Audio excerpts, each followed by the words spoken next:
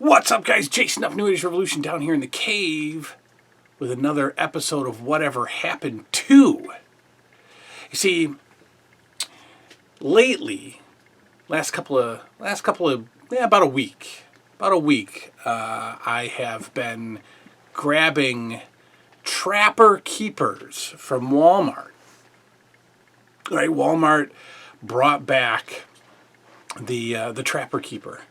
You know, the folder, binder thingy that we all knew and loved from the 80s.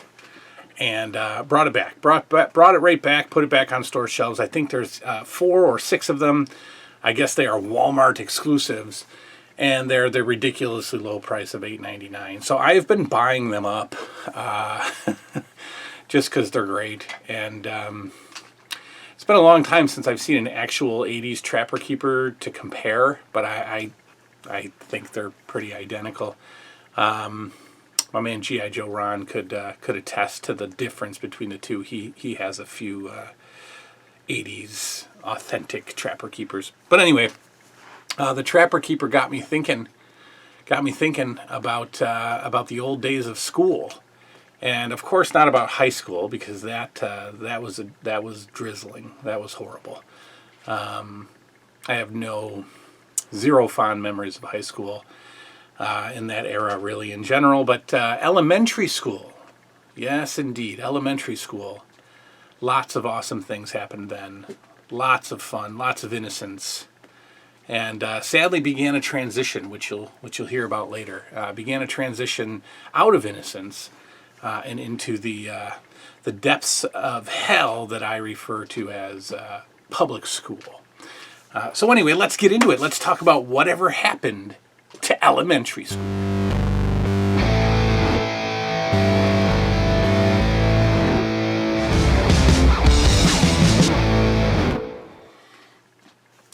Yes, here we go. Whatever happened to elementary school?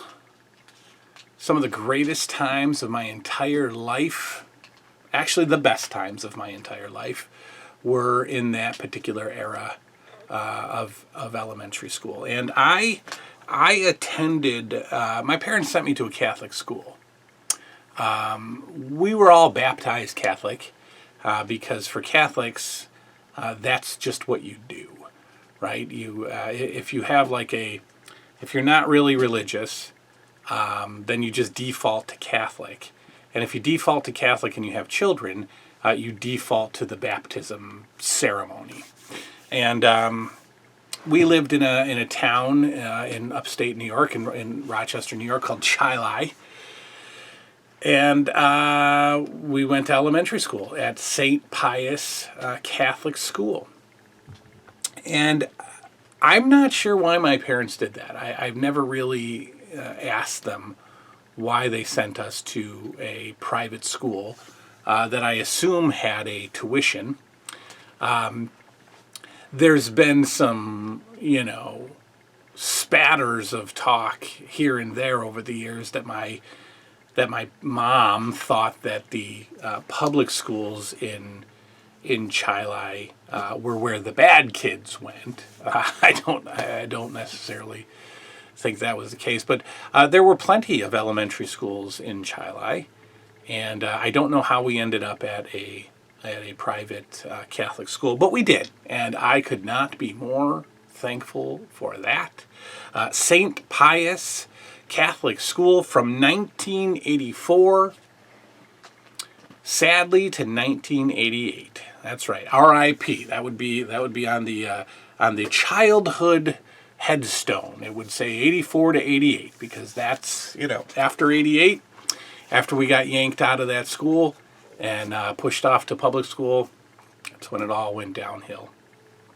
I was there from 2nd grade to half of 6th. Yeah, that's also a big problem. Half of 6th grade I was there until.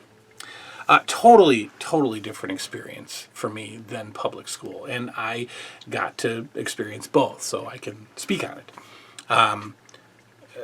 St. Pius, the memories are indefinite. They're forever. Infinite, not indefinite. That's not even a word, indefinite. Indefinitely? Infinite. How about that? Got lots of memories about St. Pius. We had 2 classrooms per grade. So St. Pius at the time, St. Pius went through a few transitions. At one point it was, I think way back in the day, I think it was there was high school. Which I don't think is true. I think I'd heard that, and I don't necessarily believe that because the building is so small. It wouldn't fit high school at all. So I'm going to say that at one point St. Pius went kindergarten to 8th grade. Then it went kindergarten to 7th grade. And then years after I was gone, it went K through 6. When I was there, it was K through 7. And each grade, so let's say each second grade, had 2 teachers and 2 classrooms and about 20 to 24, 25 students per classroom per grade. So you had about 45, 50 kids per grade. So my second grade class, let's say, had 50 kids, 25 in Miss McNamara's class, and 25 in, I can't remember whose class. Miss Maslenka, I think. Yeah.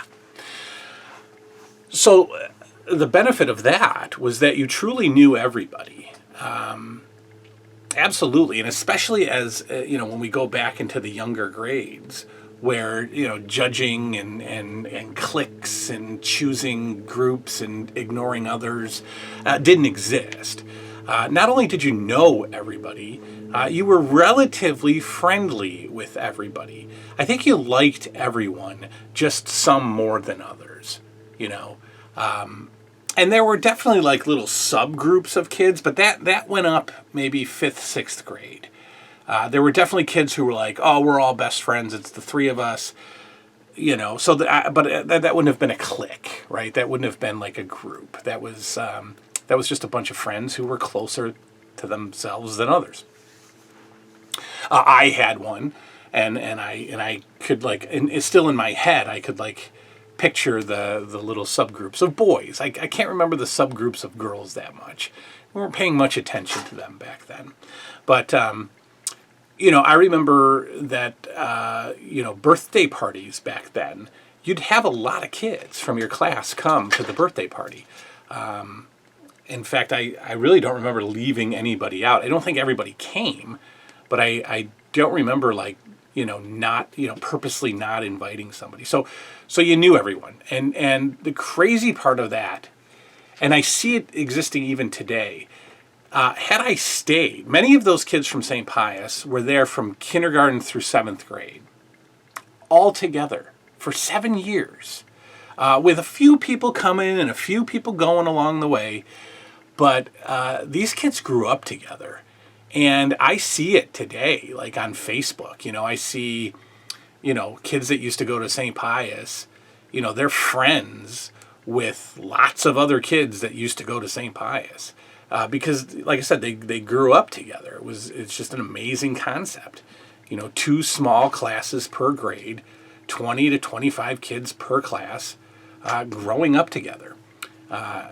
Again, some from kindergarten to 7th grade. No fights. Nobody was in trouble. I honestly don't remember a kid from kindergarten to 6th grade, or 2nd grade through 6th grade, that's my time there, ever getting into trouble. I don't remember trouble. I got into trouble, and I'll tell you a couple of those stories, but I don't remember fights. I really don't remember fights. Like, there wasn't a single fight in 2 through 6th grade. And no trouble. And the only trouble that I got into, and I'm actually thrilled that the school cared enough to get me in trouble. What did I do? I threw. No, I was on the school bus in about 4th grade, 4th or 5th grade, and the windows were. It was raining, and the windows were foggy and wet, right? So you could write on the windows. And my, genius self wrote a naughty word on the windows. And my bus driver, in that big gigantic bus driver mirror, was watching me the whole time. And I remember he said, he just interrupted me right in the middle of it and said, "Do you talk that way at home?" And I froze. I froze like a bank robber that just got caught. Like it was over. My life was over. And off to the principal I went, and I was terrified. And the principal was not an intimidating fella. He was not mean. There was no yelling. But just sitting in front of the principal in his suit as he, sat there and scolded me, scared. It worked. I was terrified. And I got punished big time for that. I had to write a letter to the bus driver, which I still remember. I had to write a letter to the bus driver apologizing. And I concluded the letter with, "I hope we can still be friends." And he gave me a hug and said, "Of course we can still be friends." And I still remember that. It was awesome. That the school cared enough to punish me, for doing something stupid, but not life-shattering stupid, not criminally stupid, like today's idiot children, but just disrespectful and against the morals and the values of the school, and I couldn't be happier that happened. The innocence, we looked up to our teachers. We feared our teachers. We feared authority figures. We didn't want to disappoint them. We didn't want to hurt their feelings. I was crushed when I knew that I had hurt the feelings of the bus driver by writing a bad word on the window. And there was I do not remember a period of any time from second to sixth where anybody backtalked the teacher. It just didn't happen. It didn't happen. We looked up to these people. We respected them and we feared them. And they were some of the greatest educators I've ever had an experience of working with. And so when I think back about some of the memories, and we're gonna do like an in the car thing. I'm gonna go before summer ends. I'm gonna go to St. Pius and show you around and maybe talk a little bit more about the place. I can't get in. Sadly, I have been in a few times, just never had the old camera. And in August, they would do not a carnival, but they would have an event where they would have food and like kind of a fundraiser. And the school was open because they would have a flea market in the school. And each classroom would be like different different items. So like one of the classrooms would be furniture and another classroom would be electronics and books. And so I got to actually go in each classroom, which is insane. But I wish that I had been able to capture footage of that, and they're not doing it this year. But I'll go there. When we do the car series, when we're driving around looking at fun, relics of childhood, I'll drive around St. Pius. Some memories, back to school morning, first day of school. My memory was that it was always dark and always raining. Always on the first day of school. And so there was some distinct smells. I remember because it was always dark, because it was always raining, it seemed to be colder back then as well. And I don't know if that's the whole, global warming thing, but it seemed to be colder back then. I always seem to be remembering it. I was wearing a jacket first day of school. It was dark and it was rainy, and so I would always get that smell in the morning. That 7 o'clock in the morning, rainy, wormy dirt smell on the first day of school, and I love it. I absolutely love it. And then the school itself had an extremely distinct smell. And it wasn't a bad smell. It was just like, I don't know what it was. It was books, and it was just like I don't know, the smell of 100 brand new backpacks just walking through the halls. Just great. Just incredible. Crayons, the smell of crayons, the smell of pencils, paper, just wafting through that whole building. Back to school shopping. We would get a list. We would get a list sent over from St. Pius. And you knew that you were going into a higher grade when something was on the list that you'd never ever seen before, like a compass, like a compass and a protractor, I think they were called. And you knew that you were like really getting into some serious stuff if you needed to bring a compass to school. Yeah, the lists, and then that would be the trip to the discount drugstore for notebooks and for folders, and fresh pack of crayons, fresh pack of pencils, erasers, handheld pencil sharpeners. And I remember, like, I didn't want anybody to touch my brand new fresh notebooks. I wanted them crisp. I was going to write super neat. Every first day of school, I was like, okay, brand new notebook, sharpened pencils. We're going to write. This notebook is going to be a work of art. It's going to be the best handwriting. You're not going to doodle. You're not going to do any of that. This is going to be great. And that would last probably all of an hour before the happy faces and the cubes and the triangles and the doodads were drawn all over the place. Wrestling rings. I would try to draw wrestling rings. All the holidays of Catholic school were celebrated. And again, this is not about political stuff. This is not about a religion conversation. This is not about excluding anybody. But I went to Catholic school, and so all holidays were celebrated. Every single holiday, we would have an art project to bring home. Christmas, and you know how much I love Christmas. Christmas was massive at St. Pius. Because we did the Advent wreath, which would count down to Christmas. I think it was like 3 white candles and 1 purple one or something. They would do like a fundraising sale, and you can actually buy an Advent wreath and light the candles. And we would make one out of construction paper too. There was always like some kind of a Christmas countdown that we would bring home. A lot of art projects, a lot of fun,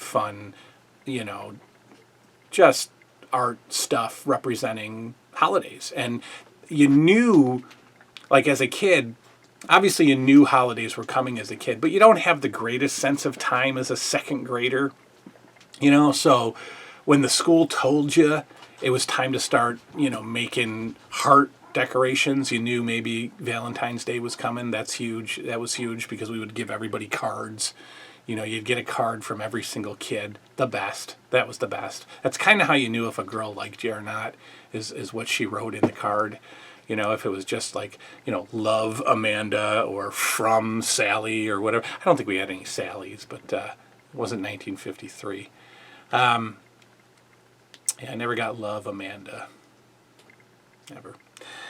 Anyway, the holidays were super special, and there would always be fun little shocking, surprising surprises at school. Where hey, guess what, guys? Today's Friday. It's movie day. We'd watch a movie, and they'd roll in that giant cart, that giant TV attached to a cart, the AV guy, the guy that they keep in the closet, and then they roll him out when it's time to watch a movie. He'd roll that cart in the classroom, plug it in, or better yet, when we got there, the TV was already sitting there, and we knew something huge was happening.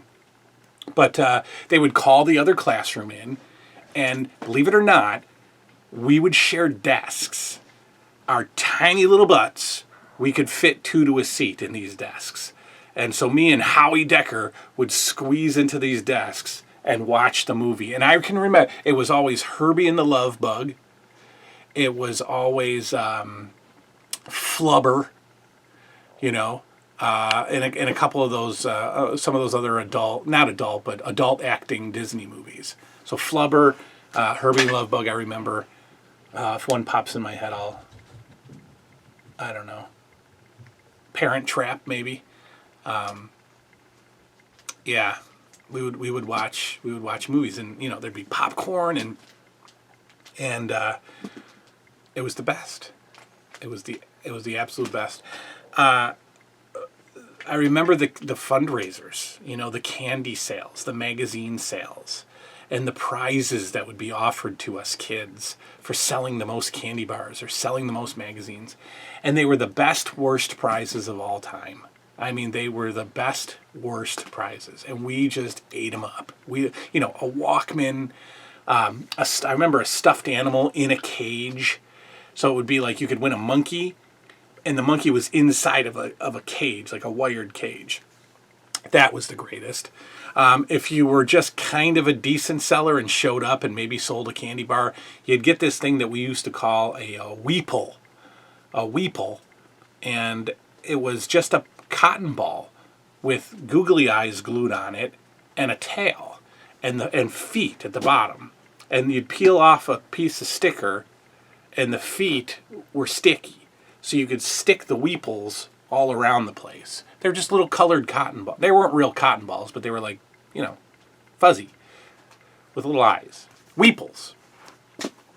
Yeah, you'd get one of those just for showing up and spelling your name right, pretty much. The bowling league, the St. Pius bowling league. Wednesdays, I remember it. Wednesdays during bus calls. You bring your bowling bag. And I took bowling seriously. So I was probably the only third grader that actually had his own ball. And I'm showing up with my ball and my book bag and my lunch pail and bus calls. You sit around. That's another thing, bus calls. You sit around at the end of the day, you're chatting and talking, but you got to be quiet because they're making announcements. It wasn't a mad rush to the front door. It was bus calls. So if you were on bus 250, you got to wait until they call your bus. And then you got up in an organized manner and got the heck out of there and got on your bus. But I remember the bowling bus was always first on Wednesdays. And we'd bowl until probably about 4:30. And then the parents got to come pick you up. Actually, the bus would take us back to St. Pius, drop us off, where we're fending for ourselves. Now, most of the time, the parents were all lined up in their cars. But sometimes, occasionally, your parent wasn't there. And you had to sit around, hopefully with another kid, and wait until old mom pulled up and said, sorry, I had to go get a pack of smokes. Anyway,